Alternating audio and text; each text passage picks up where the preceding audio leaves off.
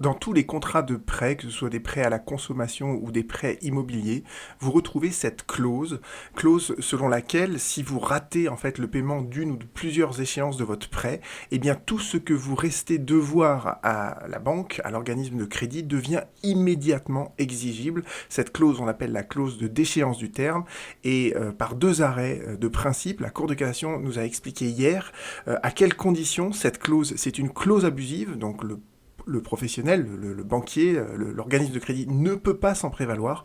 Donc c'est important, c'est des arrêts qui me paraissent essentiels et donc je voudrais reprendre avec vous quelle est la situation, quelle est la question et quelle est la solution.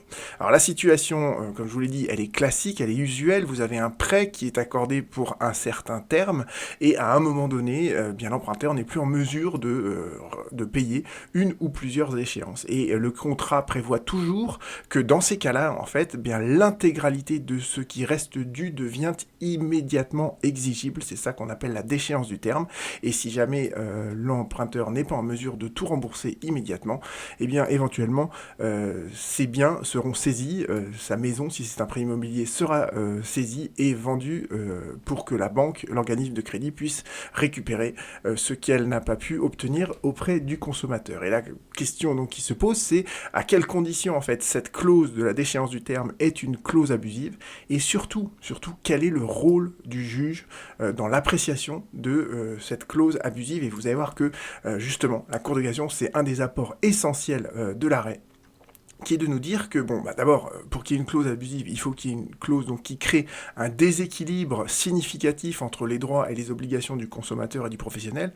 Et c'est le premier rapport de ces deux arrêts, c'est que le juge a l'obligation en présence d'une clause de déchéance du terme, il a l'obligation d'examiner si cette clause, elle est abusive ou pas, dès lors qu'il dispose des éléments nécessaires pour cela. Et les éléments nécessaires, c'est quoi ? C'est d'abord le contrat de prêt et puis le montant, entre guillemets, des échéances qui n'ont pas été honorées par l'emprunteur. Et surtout, voilà, le juge, il a l'obligation de l'examiner alors même que personne ne le lui demande. Alors évidemment, c'est pas l'organisme de crédit ou la banque qui va lui demander, mais quand bien même le consommateur qui se défend tout seul devant le juge n'aurait pas pensé à invoquer le caractère abusif de cette clause, eh bien le juge doit le faire d'office, d'accord. Il doit le faire d'office. Donc ça, c'est le premier apport de ces deux arrêts. C'est pas un apport nouveau, hein. C'est une notion qu'on voyait déjà apparaître dans d'autres arrêts de la Cour de cassation, mais là, vous voyez, la Cour de cassation, elle rend ces deux arrêts le même jour pour insister sur ce point en disant le juge, c'est pas une faculté pour lui, il peut pas dire je vais pas regarder le caractère abusif de cette clause parce que personne ne l'a invoqué devant moi. Non, il a un rôle actif, d'accord, sur une clause comme ça qui terrible dans ses effets, la clause de déchéance du terme, le juge doit regarder si elle est abusive ou pas. Et pour ça, quels sont les critères, quelles sont les caractéristiques qu'il va examiner ? Eh bien en fait, la Cour de justice de l'Union européenne, dans un arrêt très important de 2017, nous avait dit qu'en fait, on apprécie le caractère abusif de cette clause de déchéance du terme en fonction de plusieurs critères. J'en ai essentiellement identifié trois, c'est les trois les plus importants. D'abord, cette clause de la déchéance du terme, elle ne peut être prononcée que lorsque le consommateur, l'emprunteur a manqué à une obligation essentielle du prêt. Alors évidemment, l'obligation essentielle par excellence, c'est le remboursement des échéances du prêt. Et vous voyez bien qu'on ne peut pas mettre en œuvre cette clause de la déchéance du terme pour des obligations qui seraient totalement accessoires. Par exemple, dans les contrats de prêt, on vous dit souvent qu'il faut domicilier tous vos revenus auprès de la banque, de l'organisme de crédit. Bon bah si vous n'avez pas domicilié tous vos revenus auprès de l'organisme de crédit, on ne pourra pas mettre en œuvre cette clause de déchéance du terme. Vous voyez, il faut que la déchéance du terme, parce que elle produit des effets drastiques, elle ne porte que sur l'inexécution par le consommateur d'une de ses obligations essentielles. Et cette obligation essentielle, c'est évidemment celle de rembourser le prêt, rembourser les échéances du prêt. Deuxième critère pour savoir si cette clause elle est abusive ou pas, il faut que la gravité du comportement de l'emprunteur, elle s'apprécie au regard de chaque prêt, au regard de la durée du prêt et du montant du prêt. Quand vous prêtez à quelqu'un 300 000 euros et que vous prévoyez une déchéance du terme juste parce qu'il a oublié de rembourser 1 000 euros, vous voyez ce que je veux dire ?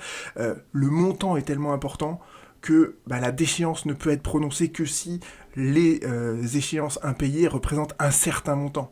De la même manière, si vous faites un prêt sur 15 ans à quelqu'un, s'il a raté une échéance par mois, sur un mois, vous voyez, ça serait disproportionné, entre guillemets, de prononcer la déchéance du terme pour un manquement qui n'est pas très grave. Donc la deuxième chose donc, que va regarder le juge, hein, et ça il doit se livrer à cette appréciation, c'est est-ce que cette clause elle est rédigée d'une telle manière que en fait le moindre petit manquement de la part de l'emprunteur serait sanctionné de manière disproportionnée par cette déchéance du terme au regard de sa durée, au regard de son montant.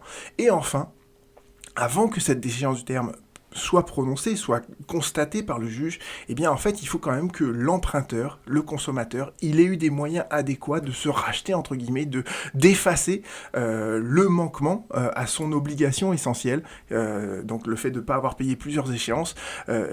Voilà, est-ce qu'il a la possibilité, par exemple, de rembourser plusieurs fois d'un coup juste après, ou vous voyez, de renégocier. Enfin voilà, le juge va regarder s'il existe des moyens adéquats et des moyens efficaces qui permettent au consommateur de remédier aux effets de l'exigibilité du prêt. Donc ça, c'est les 3 critères que nous donne la CJUE en 2017 et que la Cour de cassation s'approprie. Donc pour regarder si une clause de déchéance du prêt est abusive ou non, on va tenir compte de ces 3 paramètres. Et autre apport de la jurisprudence européenne, elle nous dit en fait c'est critères que je viens de vous rappeler, là, les 3 critères que je viens de vous rappeler, en fait, on ne doit pas les apprécier de manière cumulative, de manière alternative, en fait, on doit les apprécier globalement au regard de ce qui s'est passé lors de la conclusion du prêt.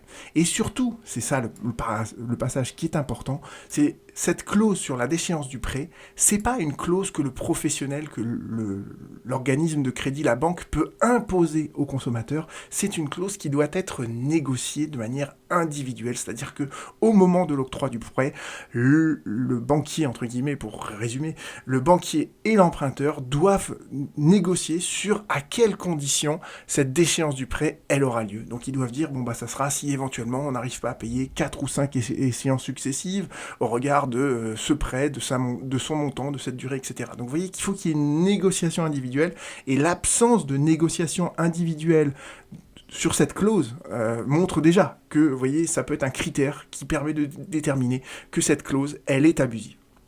Donc voilà l'ensemble des critères que le juge a l'obligation donc de vérifier, et dans prenons donc maintenant la solution dans chacun des arrêts. Dans le premier arrêt, on vous dit cette clause, elle est abusive. Pourquoi ? Parce que en fait, le préavis qui était donné au consommateur, à l'emprunteur, pour régulariser sa situation, il était ridicule. C'était un préavis de 8 jours. Il devait en 8 jours trouver l'argent pour rembourser, entre guillemets, les échéances qu'il avait ratées. Vous voyez bien que s'il a raté quelques échéances avant, c'est qu'il ne peut pas trouver facilement cet argent dans un délai aussi restreint. Donc cette absence de préavis raisonnable, c'est pour la Cour de cassation une clause qui est nécessairement abusive.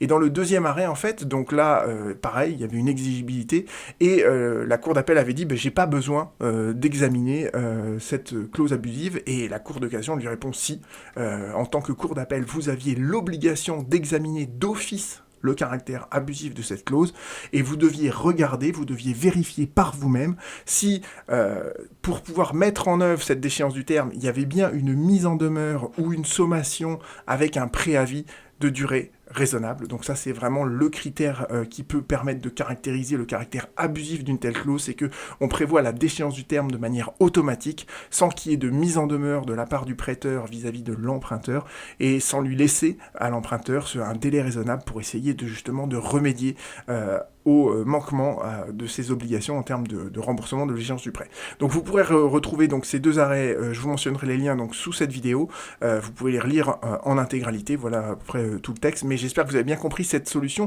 qui, à mon sens, est très importante puisqu'elle nous permet de vraiment identifier les critères qui permettent de considérer comme étant abusive cette clause usuelle qu'on retrouve dans tous les emprunts sur la déchéance du terme. À bientôt.